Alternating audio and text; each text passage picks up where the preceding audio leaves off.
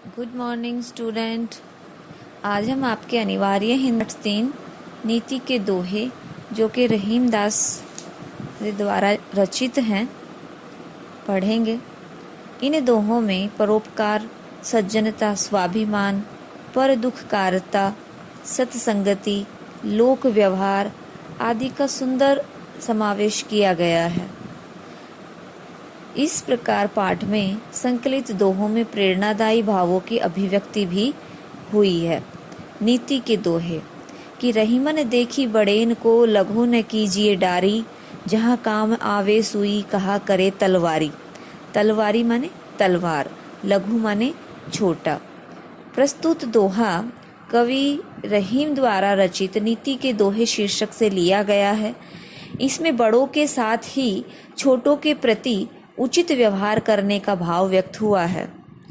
रहीमन देखी बड़ेन को, रहीमन माने कवि रहीम कहते हैं कि बड़ों को देखकर, देखी माने देखकर, बड़ेन माने बड़े को माने को, कि कभी भी बड़े को देखकर लघु न कीजिए डारी, डारी माने त्याग, कभी भी छोटों का त्याग नहीं करना चाहिए।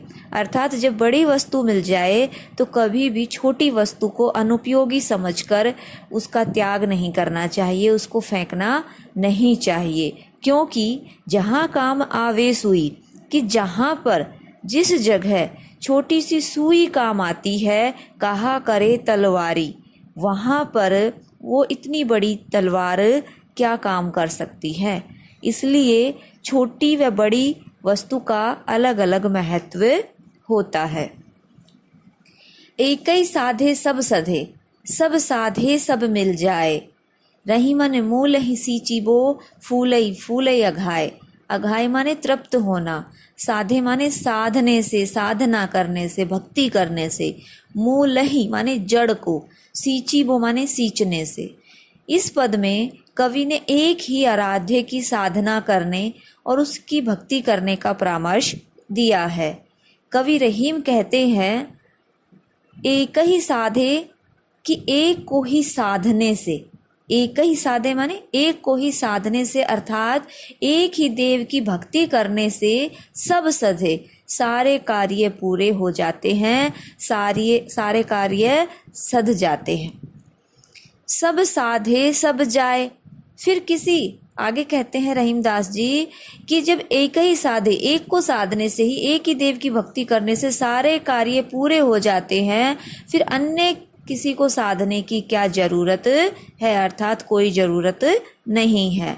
लेकिन सब साधे, लेकिन सबको एक साथ साधने से, अर्थात सब ईश्वर की, सब देवों की एक साथ भक्ति करने से जो कराया है, जो किया कराया है हमारे पास, वो भी सारा नष्ट हो जाता है, अर्थात वो भी चला जाता है।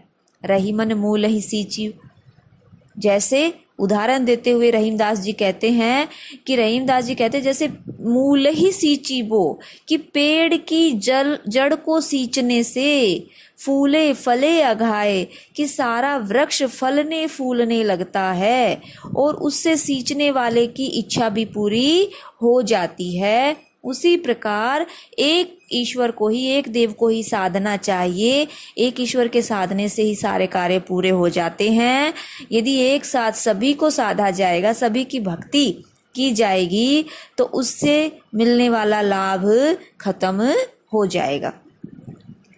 कदली सीप भुजंग मुख स्वाति एक गुण तीन, जैसी संगति बैठिए तैसौ फल दीन। कवि रहीम इसमें कहते हैं कि मनुष्य को सोच समझकर संगति करनी चाहिए। कदली माने केला, सीप माने सीपी, भुजंग माने सर्प, मुख माने मुख, स्वाति माने एक नक्षत्र का नाम है। स्वाति क्या है? एक नक्षत्र का नाम है। अब कवि रहीम कहते हैं कि केला, सीपी और सर्प, इन तीनों के मुखों में जब स्वाति नक्षत्र के समय बरसात होती है और उस बरसात के जल की पहली बूंद इन तीनों के मुख में गिरती है, तो तीनों का भाव अलग अलग हो जाता है, तीनों का परिणाम अलग अलग हो जाता है। जैसे स्वाति नक्षत्र में बरसा हुआ जल तो एक ही है, लेकिन उसकी संगति जब केले में पड़ती है, अर्थात केले के ऊपर वो बूंद पड़ती है तो वह कपूर बन जाती है, सीपी पर पड़ने से मोती बन जाती है और सर्प के मुख में पड़ने से वह विष बन जाती है। अतः व्यक्ति जिस प्रकार की संगति करेगा उसे वैसा ही फल मिलेगा। जैसी संगति बैठिए कि मनुष्य जिस संगति के साथ बैठेगा, जैसी संगति करेगा तो ऐसो ही फल दीन, उसको वैसा ही फल प्राप्त होगा। इसलिए मनुष्य को सत्संगति करनी चाहिए। इसमें अनुप्रास अलंकार का प्रयोग किया गया है। काज परे कुछ और है, काज सरई कुछ और, रहीमन भंवरी के भय नदी सिरावत मोर। क्या कहते हैं आगे रहीमदास जी कि काज परे कुछ और है। कैसे लोगों के विषय में बताया है? जो स्वार्थी लोग होते हैं वो क्या करते हैं? इसमें कहते हैं कवि रहीमदास जी कि काम पड़ने पर और अपना स्वार्थ होने पर लोग मान सम्मान देते हैं। कि काज परे, कि जब मनुष्य को काज पड़ता है, कार्य पड़ता है तो कुछ और होते हैं, अर्थात वो आपका मान सम्मान करते हैं। काज सरे, सरे माने निकल जाना, और जब कार्य निकल जाता है उस व्यक्ति से कछु और तो वो कुछ और स्वभाव के हो जाते हैं, अर्थात वो उस मनुष्य का मान सम्मान करना छोड़ देते हैं। रहीमन भंवरी के भय, रहीमदास जी कहते हैं कि भंवरी माने विवाह के जो फेरे होते हैं, विवाह के जो फेरे होते हैं, उन फेरों में पड़ते समय दूल्हा मोर को सिर पर धारण करता है। सिरावत माने समर्पित करता है या मोर को धारण करता है, परंतु विवाह हो जाने पर वह उसे तुच्छ समझकर नदी में बहा देता है।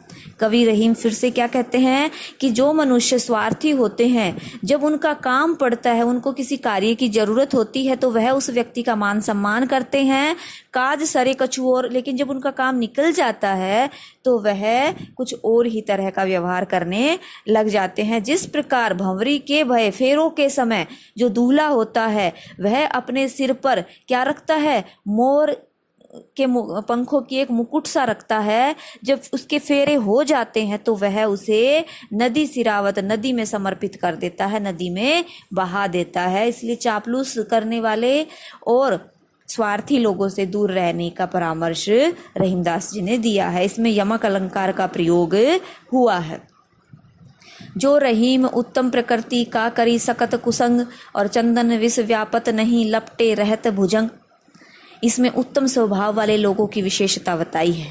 रहीमदास जी कहते हैं रहीमदास जी कहते हैं कि जो उत्तम प्रकृति के लोग होते हैं, जो श्रेष्ठ प्रकृति के लोग होते हैं, का करी सकत कुसंग, उनका कुसंग माने कुसंगति, का माने क्या कर सकती है, अर्थात उनका कुसंगति का भी कोई प्रभाव नहीं पड़ता, क्योंकि उनका चरित्र कैसा होता है? विकारहीन होता है, उनका चरित्र अच्छा होता है।